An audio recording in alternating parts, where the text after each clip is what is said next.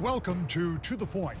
In Lansing this week, the winter weather shortened session to one day for the Senate, and on that day, there was not the activity that some of those of us who observed the body were expecting. We'll get to that in just a moment, but first, to our conversation with the minority leader in the Senate, Republican Aric Nesbitt, as he reflects on the impact of the tragedy at Michigan State University. Senator, I want to start by talking about the tragedy at MSU and the response. I was in the chamber when you and your colleagues tried to put in perspective the impact that it had, not just on people who had children at MSU and those families. Of course, that was dramatic, and to the folks who lost their lives, their families, and those injured, but how it really did kind of impact the psyche of the state. There were some really moving conversations there in the Senate chamber. How do you as a body respond to something like that, understanding that there is nothing you can do to make it different for those folks who have lost their lives and those families? Yeah, my wife's a Spartan. She graduated from Michigan State University, took a lot of classes at Berkeley, and so it really hit home in our family. Something where she was, just a few years ago when she was walking through those classrooms and those public areas, had a neighbor who was texting throughout the night. Their daughter had just walked through 40 minutes before, and so it really struck home for a lot of people. I do think on kind of the memory that was set last Thursday in the Senate, where we talked about those that lost their lives and the tragedy that happened. I think a lot of the tone was fairly decent within the Senate chambers, that we can still come together and honor those who have passed away. Now the challenge is always, going forward, and how do you work to respond and make sense of something that's just completely senseless. It's hard to make sense of that. And so as we move forward, it's unfortunate that the Democrats just dropped a bunch of gun control bills that they already had in the works, instead of trying to figure out what would have been done, that could have been done to stop what happened. And we're still getting more information on what happened on that day, and then what happened in the years going into that day, including a prosecutor that I think failed in their job to prosecute illegal gun crimes that happened back in 2019, and actually pulled a gun on a cop, an illegal gun, and there wasn't the full prosecution that happened that should have happened, and then it would have stopped him from purchasing. If they would have done a full felony, it would have stopped him from purchasing that firearm down the road. Because remember, it's still a national background check on all purchases of firearms in the United States, and that includes Michigan. And now even the Attorney General, the other week says, hey, I've been trying to push East Lansing and Ingham County to prosecute some of these gun crimes. Can I go ahead and start prosecuting them now? And so I think we need to look at what we can do with the current law enforcement and prosecutors on trying to make sure that we're actually prosecuting the crimes that are on the books, instead of just letting folks off the hook. You talked about legislation that has been introduced and it's been talked about for quite some time, beginning earlier, but really intensifying after the Oxford shooting. And the three bills are, in their simplest form, explained as red flag laws, full background checks or universal background checks, and gun storage legislation. And I know Republicans have issues, I think, on all of those fronts. What is the prospect for those bills, understanding they may not have yet been fully vetted? Well, my hope is that the majority, the Democrats, actually take time in the committee hearings to try to work through on what's actually enforceable, instead of us creating a bunch of new laws that you won't have certain prosecutors enforce anyway. I think doing something that doesn't solve the problem is just as bad as doing nothing. And so how do we work through each of these bills to actually provide a little better definition and see what actually happens? There was an article that I read this last week in the Detroit News that talked about how only Michigan law and gun purchases, leaving out the fact, that saying that Michigan law doesn't say that there's background check with all gun purchases. Well, there's federal laws that says there's background checks on all new gun purchases, and they go through the National Instant Background Check System. And so we need to look through this and saying, okay, are we just being repetitive from federal law? We're following it. There's one of the bills they introduced would do a registry on every gun in the state of Michigan, which would just add more paperwork without, I think, solving any problems or issue. The pistol registry right now really doesn't do any good besides having a common registry in the state police of every pistol in the state. And the Democrats introduced legislation that would make every purchase, every weapon having to be registered, which would give a lot more paperwork to the sheriffs without really, I think, solving a problem. And there's a bill such as, sales and use tax, no sales and use tax on the purchase of gun safety equipment, whether it's locks or trigger devices or safes. That's something where, that would probably pass in a bipartisan manner. And as you work through some of these other, legislation, some of these other bills, is that I think there's areas of that we can find agreement if we can work through them in an actual productive bipartisan manner and actually work on getting definitions around. I think some of these bills aren't very well thought through yet on what the actual effects are and what the definitions of them are. You and I have both watched legislation go through for a long time, and there is kind of a regular order, which is not to say that there haven't been some departures from that from time to time, but generally speaking, bills are introduced, bills go to committee, there's conversation, there are amendments, they're voted out of committee and go back to the full chamber, and they're swapped between the Senate and House, et cetera, until you get concurrence. But that didn't happen with a particular bill that became really a set of bills all under one number, HB 4001. Before I talk specifically about what happened this past week with that, or what didn't happen, is it your feeling, and you may have a better insight than just a feeling, that the process used to get those tax bills to where they are is something that Democrats are going to do? In other words, are they going to move legislation without having input or conversation or allowing amendments? For example, on this gun legislation we just talked about, do you think that's going to be the process for those bills? Yeah. So the process that they used on putting together this tax package that would prevent the lower income taxes and also provide automatic funding for the governor's economic development or corporate welfare fund without having to go to the legislature to get approval. They tied in together with some of those pension exemptions and the earned income tax credit, and they tried to provide enough sweeteners to get it passed in a partisan manner instead of trying to figure out some of these early bipartisan wins, such as lower taxes for seniors, lower taxes for working families, things that we could have come together and the governor could have already had on her desk and signed, and we'd probably be able to get some checks out to working families by now. It's unfortunate that they wanted to try to cut the legs out of the legislature, provide no amendments, provide no possibility of debate and through the process. And they cobbled together what's called the conference committee, which is not in regular order.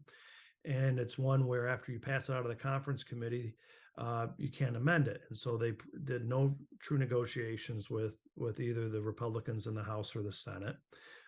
They refused to really negotiate on the items, and all in an attempt to stop an income tax cut that's about to happen in the next month. And it's and hopefully they're back to the drawing board, and so that we can start working through in a more bipartisan manner in a process that allows folks to testify in committees, a process that allows the minority and even the majority party to do amendments and pass it. But what happened the other week where The majority party did rule changes. I just don't think you punish an opposition by changing the rules just because you don't like the play that happens in the first inning, and they've already done that once because they weren't getting their way. But I think it's best that we all agree on these rules, that we work on addressing these areas where we can find bipartisan support, such as on lower taxes for working families and seniors. And now, because the governor wants to deny the Michigan families a tax cut, all workers in Michigan, a tax cut, and instead try to use the money to funnel into this corporate welfare fund. I think it was disappointing to see the Senate Democrats threaten to change the rules that have been in place for decades. And I've never seen anything like this in state government. So my hope is going forward in the next few weeks that we can actually work together on some of these bills. And I know there's a reason that there's two parties, that there's going to be some bills that you can't find negotiation, such as I'm not going to jump on board higher taxes and more debt. But on some of these areas where we're talking about cutting taxes or investing in infrastructure or schools or law enforcement, I think we can find some landing spots, and let's make sure we have some conversations, and let's not turn Lansing into Washington, D.C. About that tax bill 4001, Democrats say it would provide for a phased-in reduction of the pension tax, an increased earned income tax credit, and a $180 check for every tax filer. Republicans say it will, by moving money from this year's budget to last year's, stop what they say was supposed to be an automatic income tax rollback. Republicans object to the process, too. That's what we were just talking about, of how the bill was moved forward, and have done what they can to block it. The bill that has already been passed by the House and Senate needs the immediate effect in the upper chamber. That is a 2/3 votes, and that would require 6 Republicans to go along with Democrats. None did. So Democrats set up a mechanism to change the rules to eliminate immediate effect. This is what Senate Majority Leader Winnie Brinks told me about that on last week's show. To change the rules, we would go through a committee process, and we would contemplate that. I think that we want to move on 4001, regardless of what happens with the rule change. So what we have done is provide the Republicans with another opportunity to affirm that they actually are serious about getting immediate financial relief to families and to seniors and to every household, every filer, with that $180 check, without immediate effect for this bill, which they could do, rule change or not. It's in their hands right now. They're the only thing standing in the way of that $180 check and that immediate relief for EITC, for instance. So that could happen as soon as Tuesday, the first day we're back. So we may put that up on the board and give them an opportunity to show that they were serious about those commitments to get immediate relief to taxpayers and into households, and to keep that commitment to them. And I certainly hope that that's what they do. From the vote today, it doesn't seem likely, but if they do, if it changes over the weekend, I'm a hopeful person. That would be one outcome. The other issue is, do you go to them and say, we've got to have immediate effect on this, or we're going to do away with immediate effect? There's always a reality that the majority party could change the rules. But on Tuesday, with a full complement of media in the Senate to see what would happen, nothing did. No reconsideration of immediate effect vote, and no other mention of HB 4001. There was plenty of speculation about what that meant, so I took the question to Senator Nesbitt for his thoughts. What's your understanding of what didn't happen with HB 4001 on Tuesday? I think that's a good sign from the Democrats that if they wanted to push it forward and get immediate effect, which Republicans are not ready to give immediate effect, which would stop the income tax reduction. We're not gonna support higher income taxes. That's a bottom line, especially with a $9 billion state surplus right now. And we could have gotten the earned income tax credit done a few weeks ago if the governor wanted to sit down and actually negotiate. A vast majority of Republicans and Democrats both believe in the earned income tax credit and providing that relief for lower income families and people that are actually out there working. And probably those checks could have been started being issuing now. And in the pension exemption, they've come some ways. It's not where I want to be, but they've come some ways from the old unlimited exemption for public employees. So if you're a retired public employee with a $180,000 a year pension, their original plan said you'd pay 0 state income tax.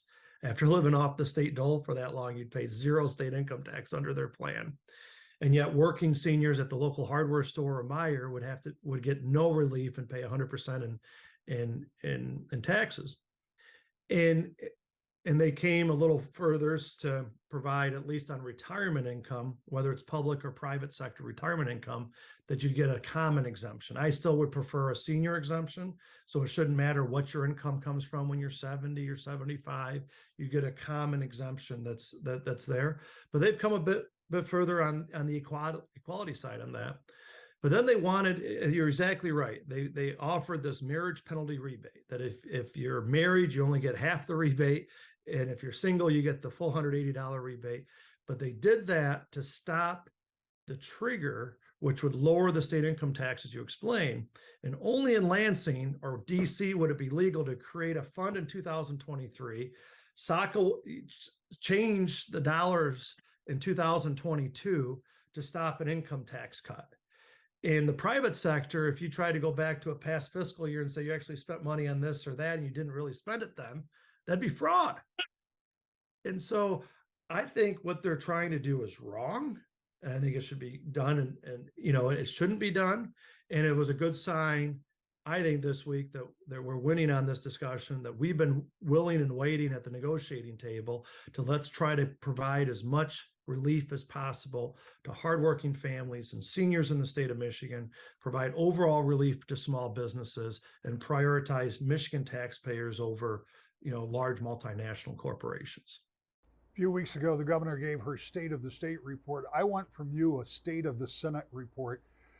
The Democrats worked on these tax bills, and Republicans felt like they were kept away from that conversation and those negotiations. Over in the House, the idea of how this vote was finally taken was quite objectionable to the Republican minority. Democrats were more than unhappy when Republicans, while Democrats were in caucus, adjourned the Senate, meaning that action on that tax policy had to wait for a week, as it turned out. So with that as a backdrop, and with other very controversial legislation pending, and important legislation that needs to be discussed, what is the state of the ability of Democrats and Republicans to talk to each other? Is there a pathway to cooperation, or have the lines in the sand been drawn and we're going to have this contentious, ongoing power struggle for the next almost 4 years? And my hope is that the Senate Democrats will work to de-escalate some of this, some of this elevation of partisanship that we saw over the last month. I think a lot of it was driven by Governor Whitmer and her team, and trying to cut the legs out of House and Senate Republicans and trying to prevent them from even being part of these negotiations. And I was very disappointed to see that legislative Democratic leadership just going along with the plan.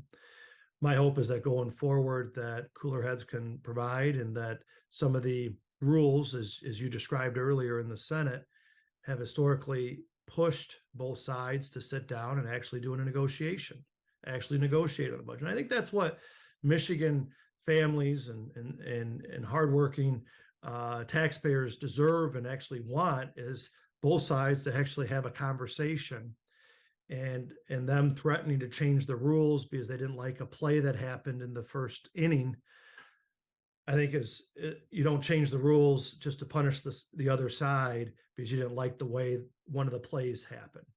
And so going forward is that I still have hope with Senate Majority Leader Brinks and I, that we can work in a positive, impactful manner to try to continue to deliver for the people of Michigan. But at the end of the day, that is something where, are there threats for changing the rules serious? And if they're not serious, then we can have those conversations, because I think it's a sad state of affairs when you look at the U.S. Senate, where 10 years ago you had Harry Reid change the rules in the U.S. Senate on cloture. You had to have 60 members to do cloture, and because of those changes on the courts, is that Trump was able to appoint 3 Supreme Court justices, and so the changes from the Democrats really, I think, benefited, I think, the center right conservatives in America because of linking it back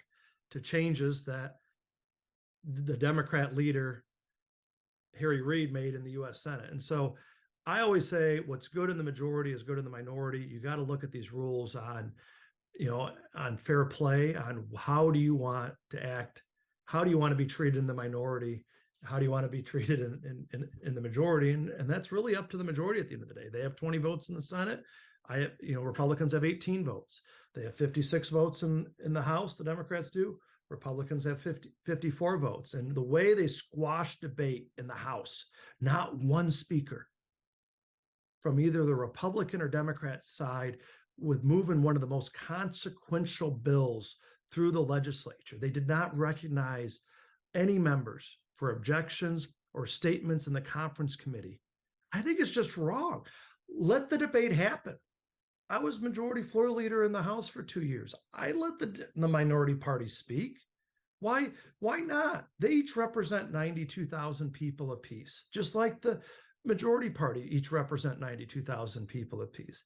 Allow them to have that discussion, the debate. You may not change some minds at the end of the day, but at least you're representing and giving voice to your constituents and your people. We're a diverse state. Let's allow open debate and an open process. And in my recent conversations with the Senate Majority Leader, I feel that more regular order is something that you'll see, at least on the Senate side. And so I'm still cautiously optimistic on that and hopeful that will happen in the coming weeks and months. When we come back, the view from a freshman Democrat on the MSU shooting that shook the state, and about the first 45 days of a new legislature with a new majority. That's next. To the Point. Welcome back to the Point. Democratic Representative John Fitzgerald is a new member from Wyoming. We talked with him about the effect of that deadly shooting at MSU and what Democrats in the legislature plan to do about gun safety.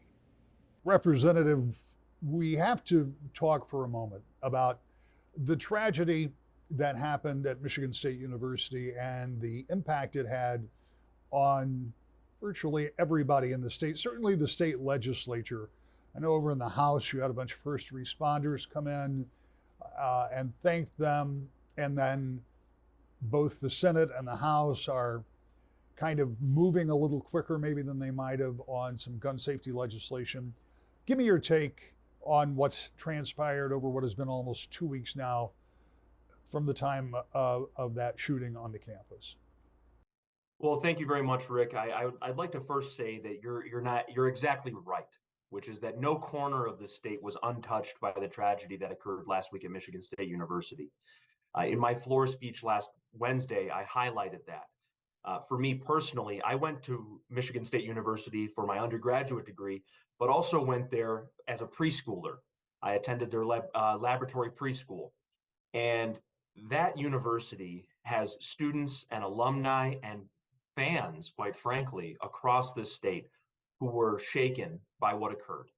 And your point about the Senate moving maybe expeditiously or very quickly in response to this tragedy is well taken, although these have been points that this caucus has talked about for years, and they have gone unaddressed and have continued to fester to the point that we now have what I would call an active shooter generation, a generation of children and students who have grown up being fearful for their lives potentially on a daily, monthly, annual basis because of inaction that has continued to plague both the state of Michigan and also our federal partners.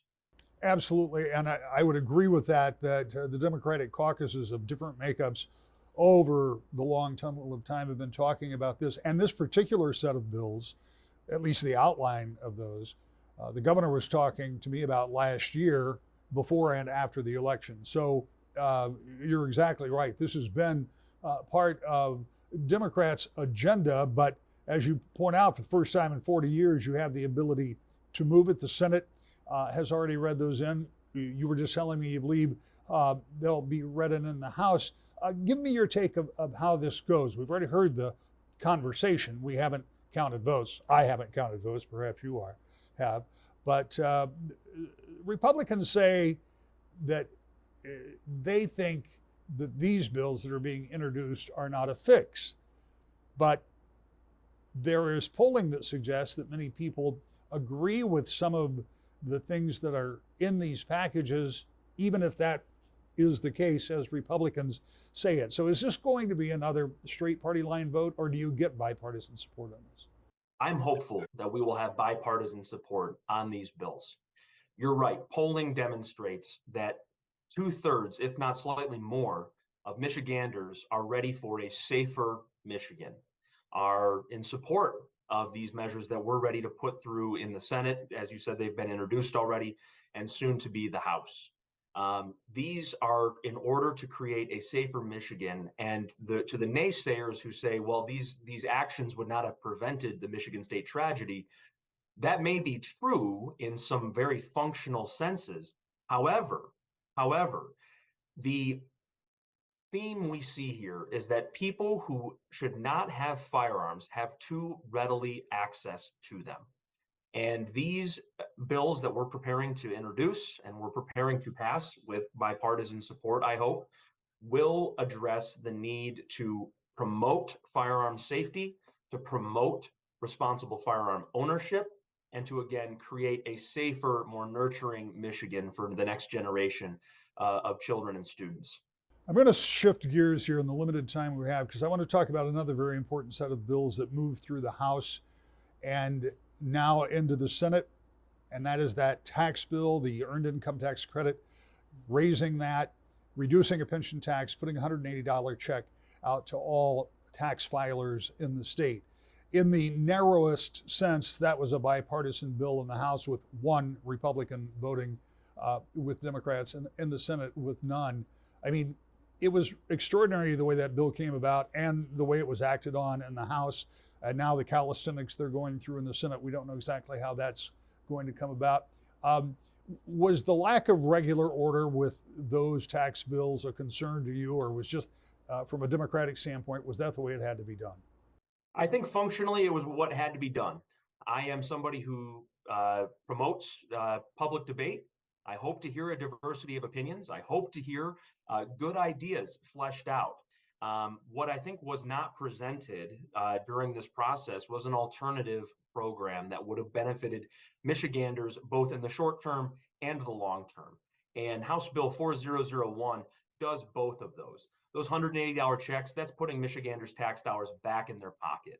We see that 700,000 households would benefit from the Working Families Tax Credit expansion, and 500,000 households for seniors would benefit from this package as well.